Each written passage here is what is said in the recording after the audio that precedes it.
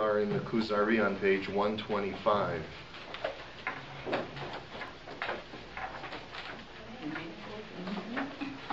hope that's where we are. That's where we are.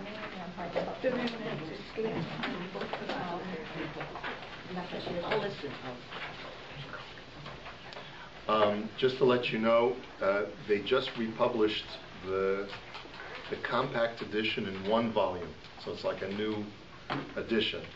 So if anyone needs a copy, I have a few extra in my house. I just got a shipment from New York. So if anyone needs a copy, you can send me an email, and I can set one aside for you. But I guess they'll be arriving in the stores soon as well. Okay, so let's just get our bearings as to where we are, because it has been some time. We were talking about HaKadosh Baruch Hu's plan for creation. And part of that plan for creation was to create a system of hierarchy where there are more complex creatures and more simple creatures in the world. And that includes humankind as well, that there are multiple levels of complexity or sophistication within humanity, so that you can have one nation that is different and more spiritually sophisticated than another nation. And therefore the Jewish people have a certain quality that no other nation has. And what quality is that? Remember, those who have been with us for this whole time, what is the unique quality of the Jewish people? Prophecy, exactly. And so let's make sure that we understand that it is the prophetic ability that is contained within the Jewish people uniquely, according to Rabbi Yehuda Halevi. It's a controversial stance that he takes, and it does have its own problems if there are challenges to this issue, because of course we know that there have been non-Jewish prophets, and that's why the Rambam disagrees with Rabbi Yehuda Halevi and says quite explicitly that it is possible for other nations to achieve prophecy. But Rabbi Yehuda Halevi maintains throughout the KUZARI that which makes the Jewish people unique is our ability for prophecy. He defends it by saying that the whole universe is hierarchical in nature. There are inanimate objects, there are animals, there are leaves, there are growths, there are things that can move, things that can't move. You can't say that a leaf is any worse off than an animal because it can't move. It is what it is, and that's the way Hashem created it. And therefore we can't challenge God's order of creation. There was a system and a plan for HaKadosh Baruch Hu to create the world the way it is, the way we find it. But now we're going to launch into another discussion based upon our discussion of prophecy.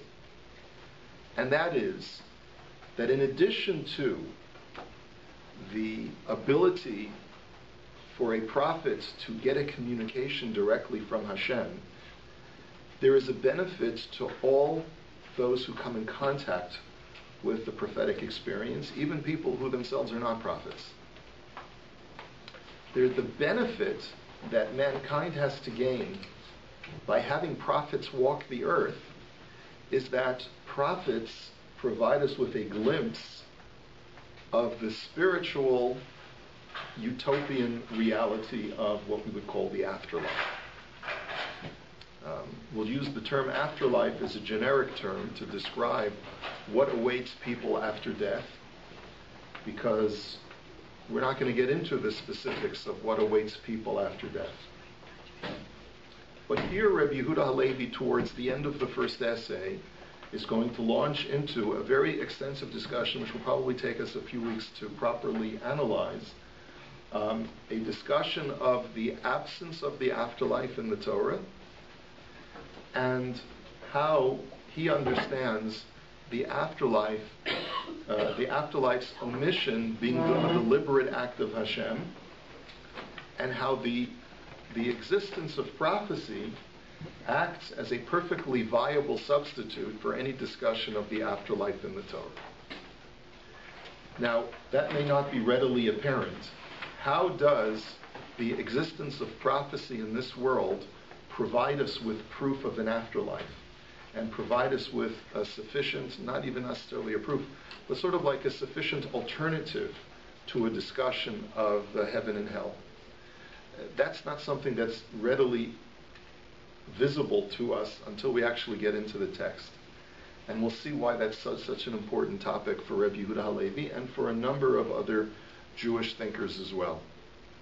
So let's see, he's going to launch into this topic by talking about people who are not prophets, but who come in contact with prophets when prophets walk the earth. And that's what we're going to see at the very top of page 125. So we need a reader for today. Anyone want to volunteer to be our reader?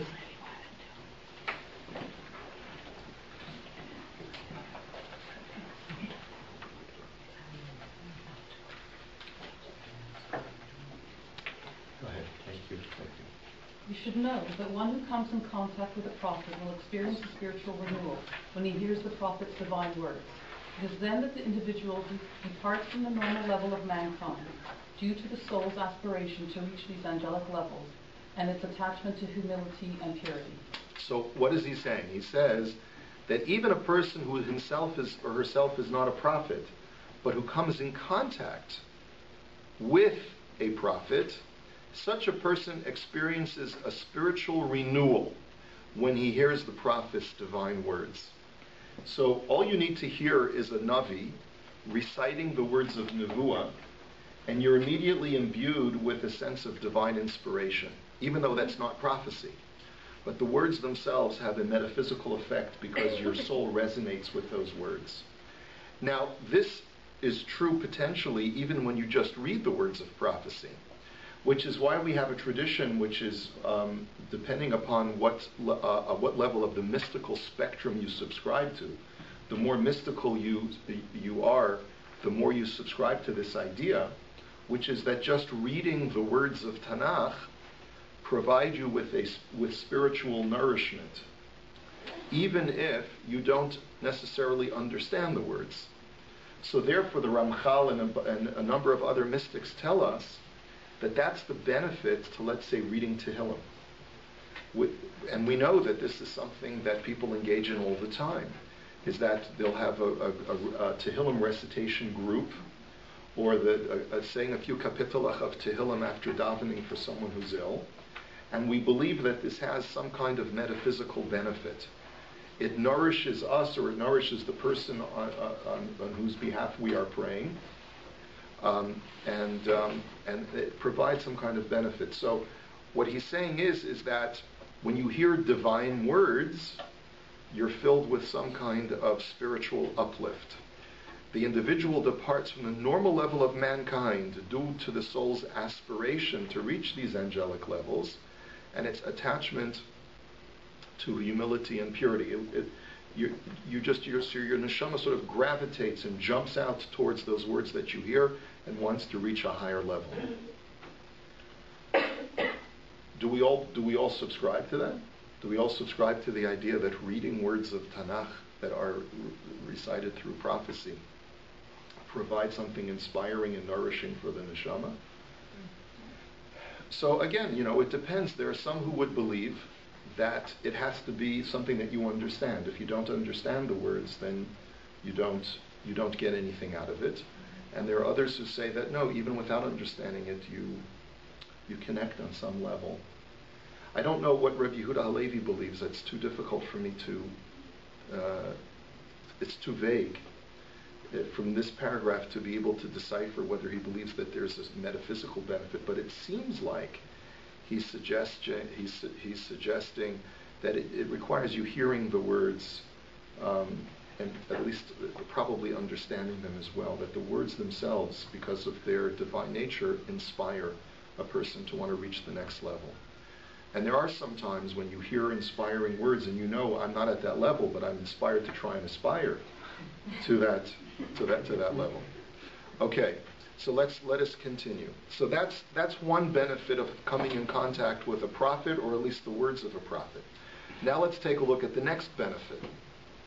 Contact with a prophet also serves as demonstrable proof of rewards of the world to come.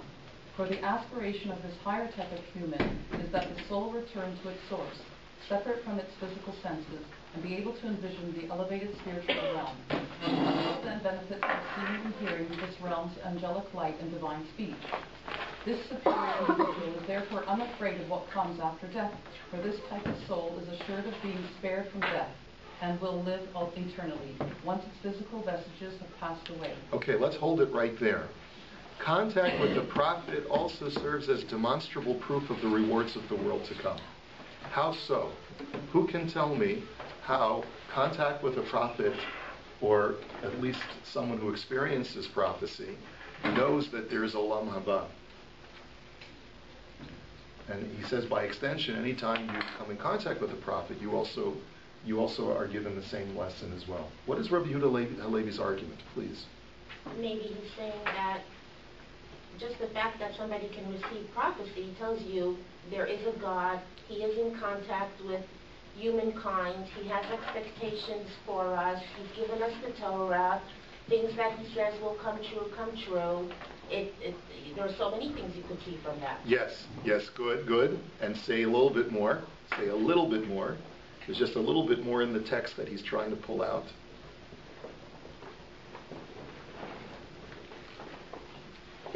Take a look at, read the words. Read the words. That what actually are the mechanics of a prophetic experience? What is a person doing when he has a prophecy? What is the relationship between the body and the soul during a prophetic experience? If you even take a look in the Hebrew, Ki hamavukash mimenu einenu ela shetashuv nefesh ha'adam elokit tipared mechushav v'tireh ha'olam havu ha'elyon. For those of you who follow along in the Hebrew, or take a look at the English. What is that prophetic experience? Go ahead. His physical state becomes dormant, and his spiritual state is what is front and center. Yes, and the soul is trying to do what? The soul is in itself, in the prophetic experience, the soul is in some way detaching itself from that dormant physical state and sort of having this out-of-body experience of attaching itself to the angels, to the angelic realm. So therefore, what essentially, the way that Rabbi Yehuda Halevi defines prophecy is heaven on this earth. And that's a very important definition for us to keep in mind for at least Rabbi Yehuda Halevi, is that prophecy is heaven on this earth. It is an experience of the divine. It is an experience of contact with the spiritual realm while I'm still in some way tethered to my physical body, but also in some way detached from my physical body. And so the reason why that's proof of the world to come, the reason why that's proof of an afterlife, is because, number one, you've proved that the soul, there's something that is independent of the body called the soul, and that soul has some place to go to after the body withers and dies.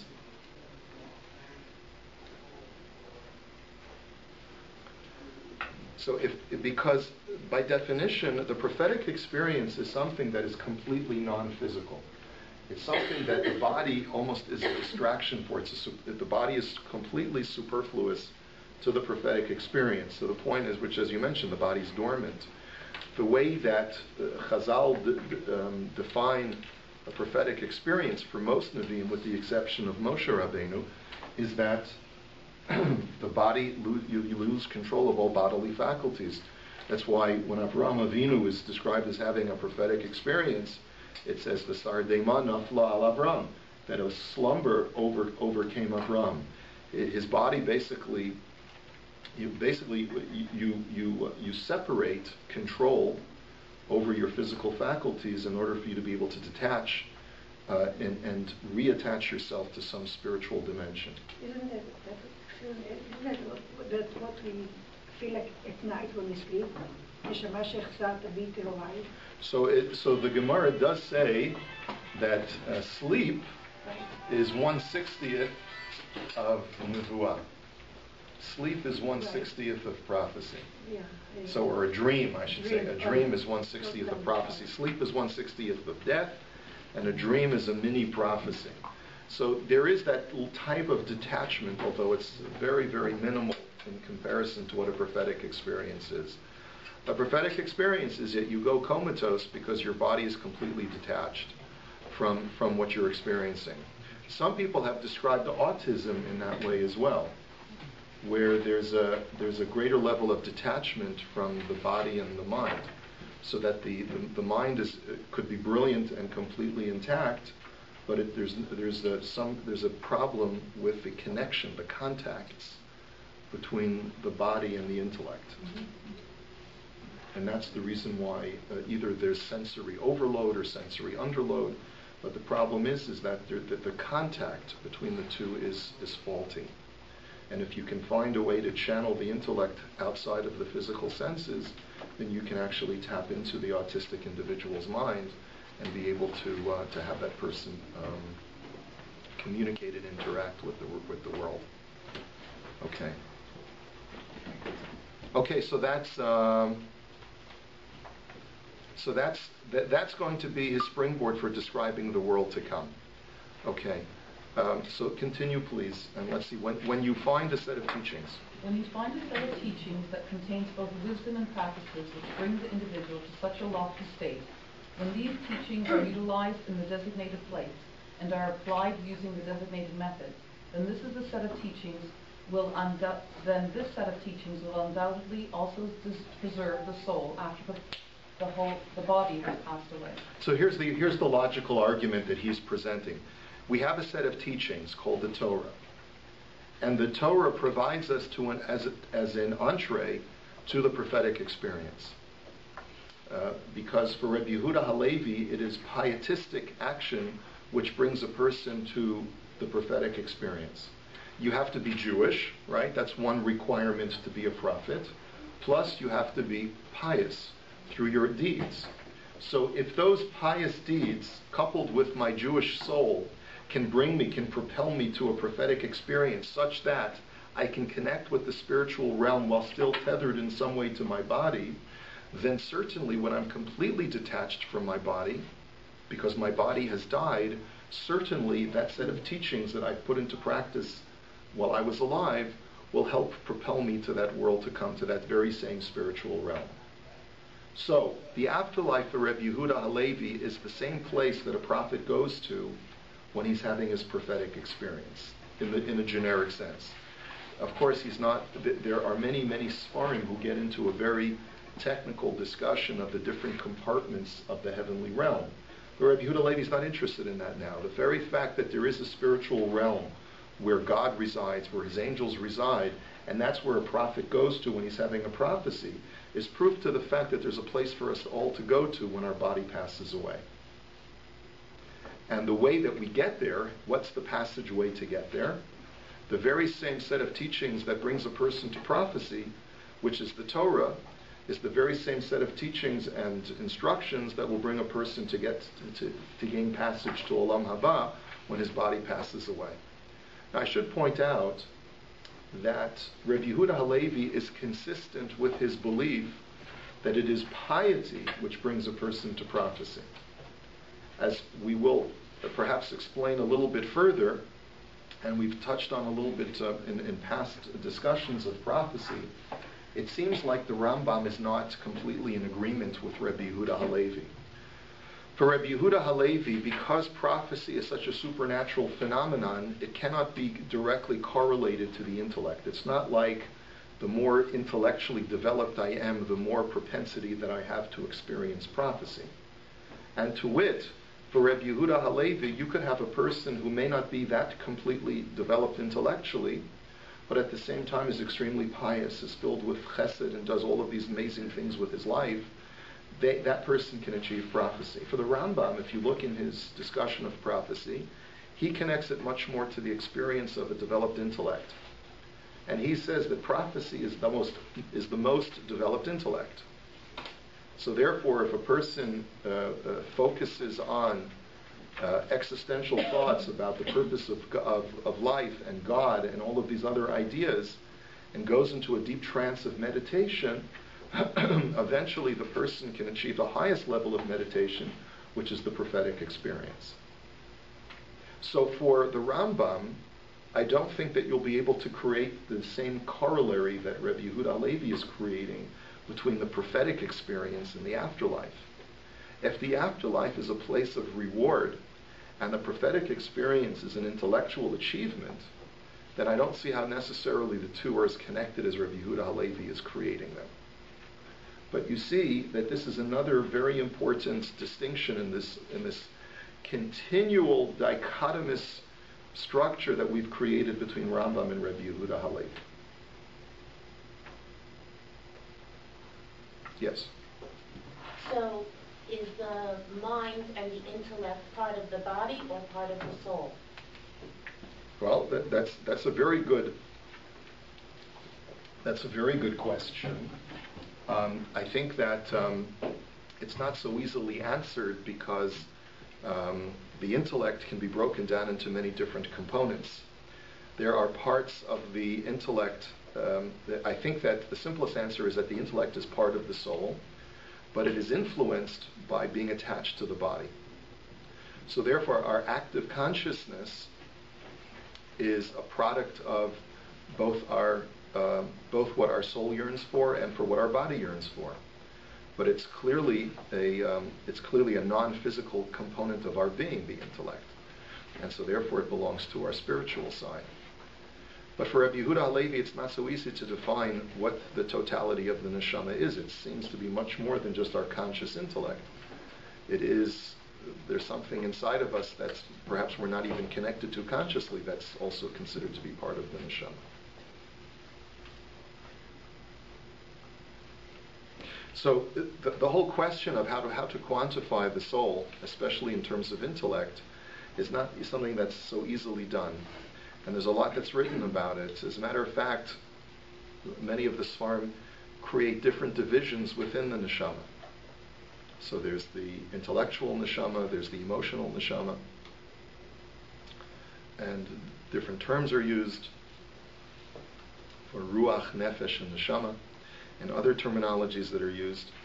But for now, let's just say that the intellect is part of the neshama, but it's influenced by the body as well. So does that mean then when somebody dies and goes to Olam Haba that their intellect goes with them? Because something could be not part of your body, let's say your sense of humor. Are you going to have your sense of humor in Olam Haba? It's not part of your body. Yeah.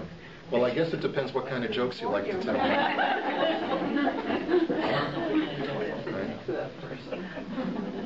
But when I think about, that we learn that Olam Haba is tzaddikim sitting around with their crowns on their head learning Torah, so how could the intellect not be a part of Olam Haba? Yeah, so at least a component of your intellect is part of your neshama, but there may be parts of your conscious thinking that are a product of your connection to your body, which means that the things that, when I see a piece of cheesecake in the refrigerator and I want to eat it, that's my active consciousness. How much of that is my neshama intellect, and how much of that is my body feeding the intellect and saying that you should eat that piece of cheesecake, right?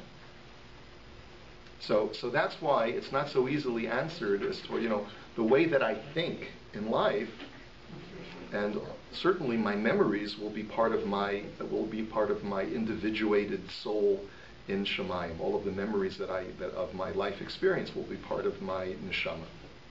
But as far as what I'm actively thinking at every moment of the day is a combination of many different factors. Yes? So what would a rabbi like Rabbi Yehuda Halevi say about someone, let's say, has Alzheimer's, and someone has a physical illness that makes their whole psyche disappear? Well, it disappears from the person that's in front of us, from their active consciousness. But even with people who have Alzheimer's or who are in a vegetative state, there is something that is preserved in the neshama. It may be completely detached from the body, so therefore it's no longer detectable, but it's preserved in the neshama. It seems like there's a correlation between your physical state and the state of your... Yes, but when we die, that's the ultimate brain death, right? And yet we believe that there's a preservation of our individual selves in our neshama. So when a person loses their mental faculties in this world, it just means that that part of their neshama is already detached from their body.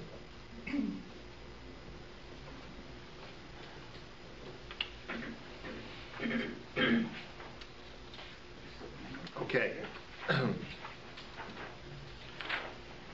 Let's go on. Page 126. The KUZARI said. Or let's not go on.